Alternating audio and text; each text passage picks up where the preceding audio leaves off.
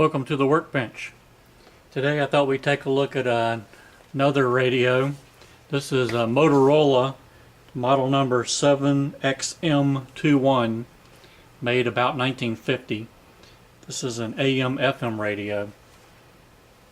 I've already taken the radio out of the case, take a quick peek at it. Thought I'd go ahead and show you how the radio looks in its initial state, and then we'll get started on doing some diagnostics and repairs. The dial string was broken on this radio when I received it.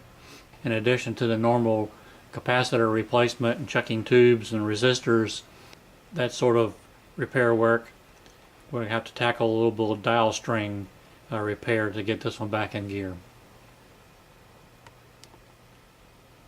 Pan over and take a look at the chassis of the radio, and the first thing you'll note is that apparently sometime in its lifetime this thing has been stored outdoors, or not outdoors, but in an outside shed probably sort of environment, because there's a bit of rust forming on the chassis. The rust doesn't appear to be too bad. Most of it seems to be on the surface at this point, and pretty much confined to the top. You can see the rusty spots along on the top of the chassis, and then the usual gunk and grime that accumulates over the many years. If you flip this up and take a look at the bottom, however, the bottom side appears to be in much better condition in terms of rust. Very little rust on the bottom of the chassis. As you can see, it's still full of the old paper capacitors. And the first quick observation, look at it, and it doesn't appear that there's been any repair work done inside of this before. It appears to be untampered with. In addition to the dial string being broken, I also noticed upon the initial opening up of the radio that we have a couple of wires here that we'll need to track down. One coming off the tuning capacitor, the other one I'm not sure where it's coming from yet. And then, if you can see it, 300 ohm twin lead coming from the back where the wire is broken. So we'll need to sort out where these goes and get them back connected. So that's the initial look. Next step will be to do a little bit of rust removal and a little bit of cleanup, and then we'll move on to the capacitors.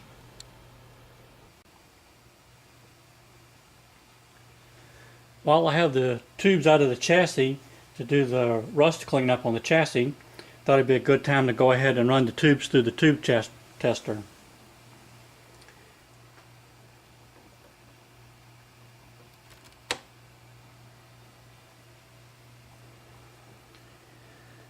Readjust the line control, get that centered again, and allow that to warm up for just a moment.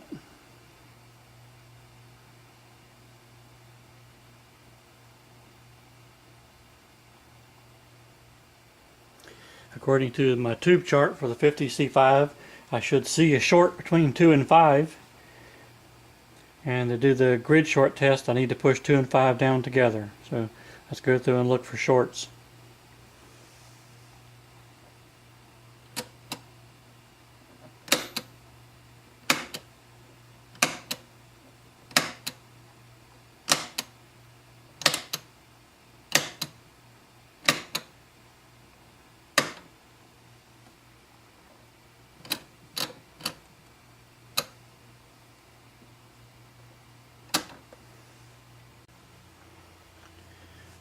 Okay, we'll go ahead and set the levers up now. According to the tube chart, W should be, or 2 should be on W. 6 should be on X. 7 should be on Y. And 5 should be on Z. Make sure our line adjustment is still good. And check for emissions. Next we'll look at the 19T8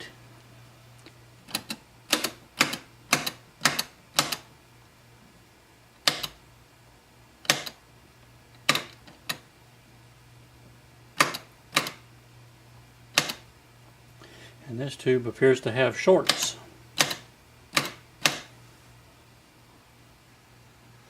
Okay, next we'll check the BA7.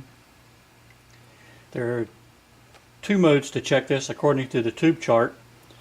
My Precision 1012 series tube tester roll chart doesn't cover the 12 BA7. However, online somebody has published a really awesome tube chart, which I have printed out and have in this book, which I used to refer to for those newer tubes that came out after the tube chart. And next we'll check for emissions.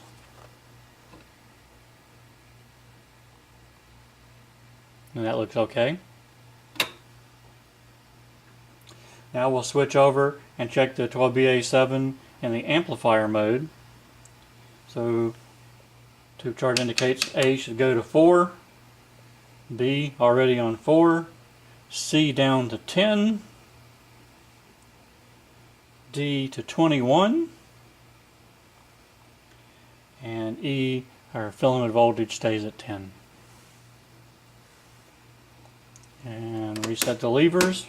And the levers should be 1 should go to X, 9 should go to Y, and 7 to Z. Okay, and we'll check for emissions again.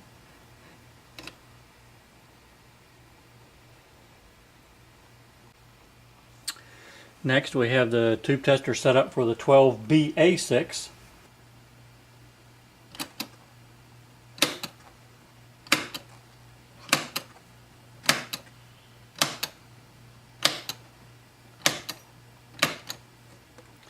In this case, it appears this tube has major shorts. Next, 12BA6. There are multiple 12BA6 in this radio. And we'll do the shorts check again for this one.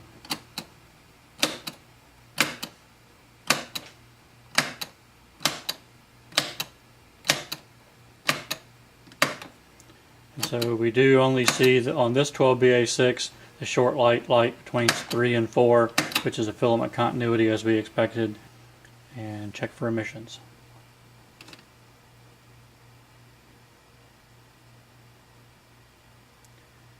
And this one appears to be okay.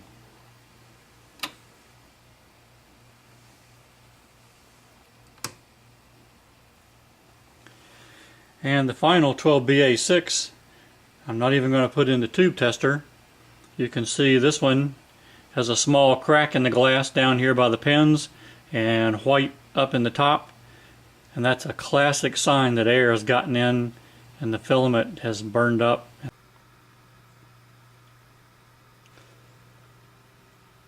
Next, I thought I'd take a look at the dial string. The dial string on this one is in two pieces. The part that works the tuning capacitor is still intact. So you rotate that, and the tuning capacitor rotates along with the control. However, there's a second string on this particular unit, which is broken here in the rear, and it makes a couple of loops around and ultimately comes down to this lower pulley, which the dial pointer fastens to. So that's the string that's broken on this unit.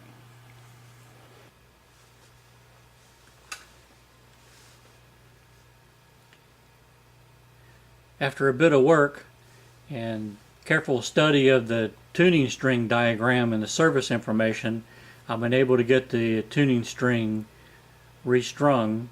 It was a bit different than I expected. Looking at the service information, it was clear that there were two dial strings.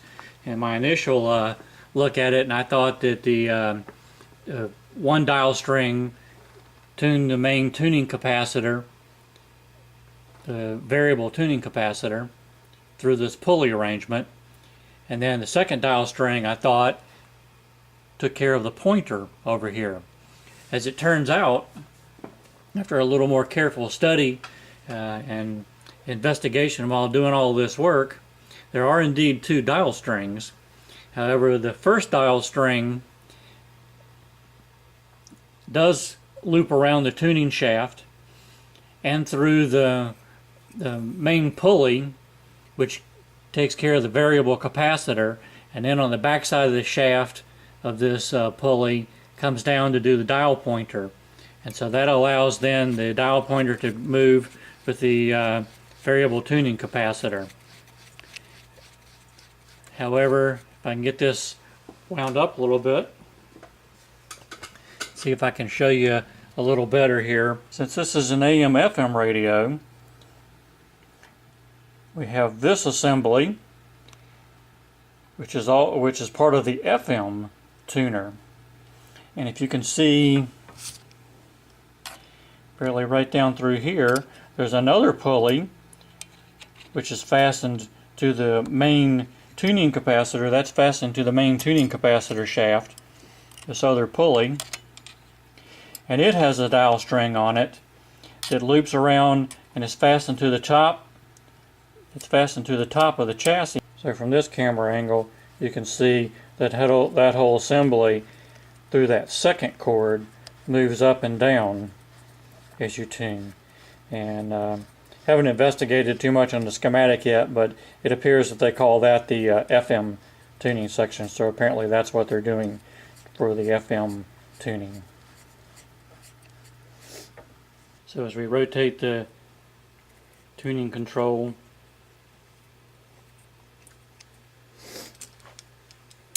we're essentially turning this shaft, which is coupled to the back pulley, which ultimately is lifting and lowering this tuning assembly, pulling these in and out of the coil housing.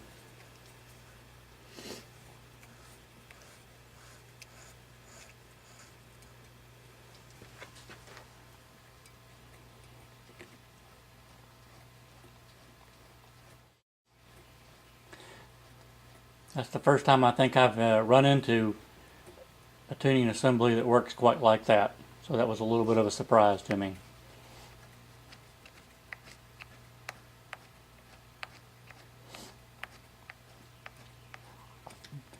But at this point it does appear that we have successfully got the stringing redone. So we're on to capacitor replacement next.